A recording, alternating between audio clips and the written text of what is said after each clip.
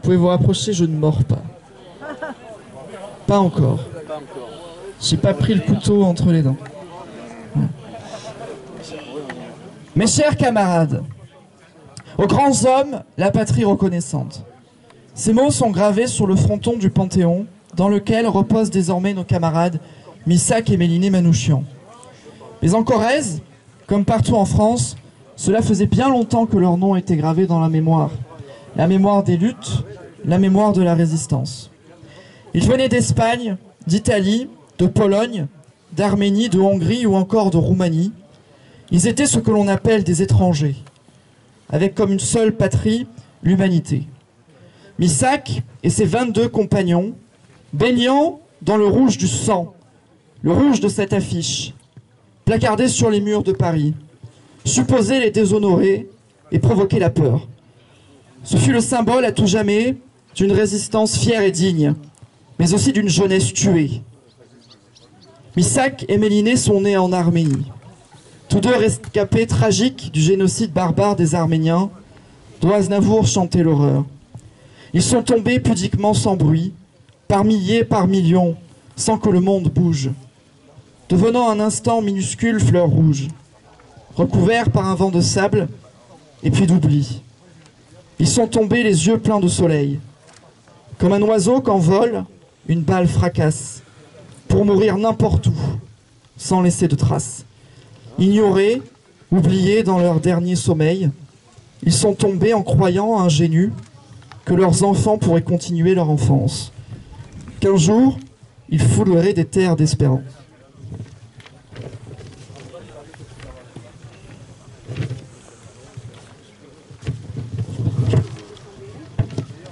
Dans des pays ouverts d'hommes aux mains tendues.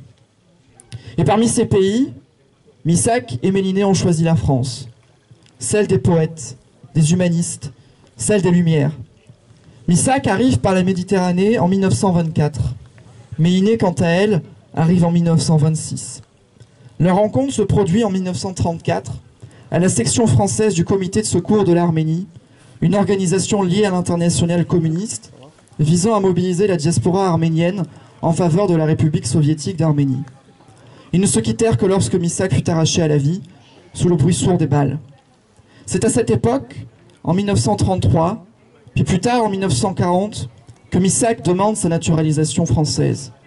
Amoureux de la langue française et de la liberté, elle lui sera refusée. Il restera pour toujours un apatride, un étranger. Ce qu'il décrit dans un poème en juillet 1933, l'étrangéité. Ma mère m'a donné naissance dans la crèche de la misère et m'a emmailloté mes jours dans l'étreinte du berceau. Mais la fontaine de son amour a ouvert mon âme et je la redistribue sans cesse à chaque passant assoiffé. Mes os se sont renforcés, mon esprit a pris son envol. Par la grâce impersonnelle et prodigue de Mère Nature, j'aime tous les humains par les lumières de la conscience. Encore obscures sont mes pensées d'un tout autre amour. Il frappe de partout et me jette au visage, comme une gifle pleine de rancœur, le mot étranger, et il lance des flèches de jalousie qui engendrent le crime.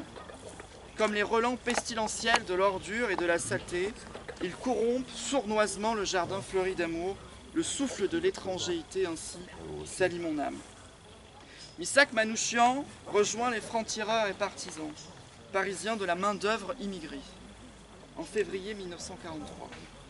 Il mène des opérations armées spectaculaires, dont l'attentat contre le général allemand Julius Ritter, responsable de la réquisition de la main-d'œuvre dans le cadre du service du travail obligatoire. Méliné, ouvrière, est également engagée dans la résistance. Elle écrit « Missak et moi étions deux orphelins du génocide. Nous n'étions pas poursuivis par les nazis. Nous aurions pu rester cachés, mais nous ne pouvions pas rester insensibles à tous ces meurtres, à toutes ces déportations de juifs par les Allemands, car je voyais la main de ces mêmes Allemands qui encadraient l'armée turque lors du génocide arménien. Mais la police parisienne, fasciste, ne cesse de traquer le groupe Manouchian. Après une longue filature, Missak est arrêté en région parisienne le 16 novembre 1943 par les brigades spéciales et livré aux autorités allemandes avec ses camarades. Méliné parvient à s'échapper à une rafle en se réfugiant chez les Aznavourians, la famille de Charles Aznavour. Après l'arrestation du groupe, dirigé par Missak Manouchian, les autorités d'occupation organisent, en février 1944, une campagne xénophobe, antisémite et anticommuniste pour décrédibiliser l'action de ces résistants étrangers. L'affiche rouge. Contre toute attente, cette affiche suscite la sympathie d'une grande partie de la population et devient l'emblème de l'héroïsme des hommes et des femmes qui ont sacrifié leur vie pour libérer la France. Et puis le temps est venu du simulacre de procès devant une cour martiale allemande. Le 21 février 1944, nos camarades sont exécutés au Mont-Valérien, coupables de résistance. Seule Olga Bancic ne sera pas fusillée. Elle sera décapitée en Allemagne le 10 mai suivant. 23 camarades tombent en ce jour funeste. Celestino Alfonso, espagnol, 27 ans. Olga Bancic, roumaine, 32 ans. Joseph Botchoff, hongrois, 38 ans. Georges Cloarec, français, 20 ans. Rino Della Negra, français d'origine italienne, 19 ans. Tamas Elek, hongrois, 18 ans, étudiant. Joseph Epstein, polonais, 32 ans. Maurice Fingersbach, polonais, 19 ans. Spartaco Fontano, italien, 22 ans. Jonas Gedulgid, polonais, 26 ans. Emmerich Lach, hongrois, 42 ans. Léon Goldberg, polonais, 19 ans. Slama Grivach, polonais, 34 ans. Stanislas Kubacki, polonais, 36 ans. Cesare Lucarini, italien, 22 ans. Missak Manouchian, arménien, 37 ans. Armenak Arpen Manoukian, arménien, 44 ans. Marcel Rajman, polonais, 21 ans. Roger Rouxel, français, 18 ans. Antoine Salvadori, italien, 24 ans. Willy Shapiro, polonais, 29 ans. Amedeo Seglio, italien, 32 ans. Wolf Wajbrot, polonais, 18 ans. Et Robert Vichis, français, 19 ans. Tous ces noms, affublés d'indignité sur l'infâme affiche rouge, sont entrés en Panthéon, accompagnant Missak et Méliné, 80 ans jour pour jour après leur supplice. Nous, communistes corésiens, rendons hommage à ces hommes et ces femmes avec émotion et respect, à ceux qui, à l'heure du fascisme rampant, propagent la haine de l'étranger. Nous leur répondons que Missak, Méliné, leurs 22 camarades et tous les FTP et MOI auront toujours bien plus de dignité que ces semeurs de haine.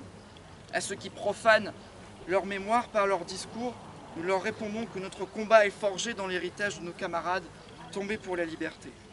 À nos camarades, notre reconnaissance éternelle pour avoir porté si haut l'humanité.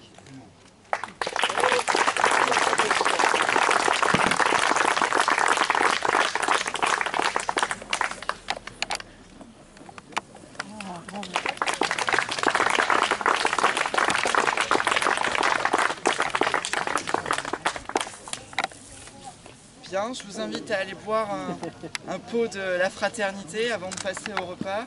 Et je vous remercie encore pour être aussi nombreux. Nicolas. C'est par ici.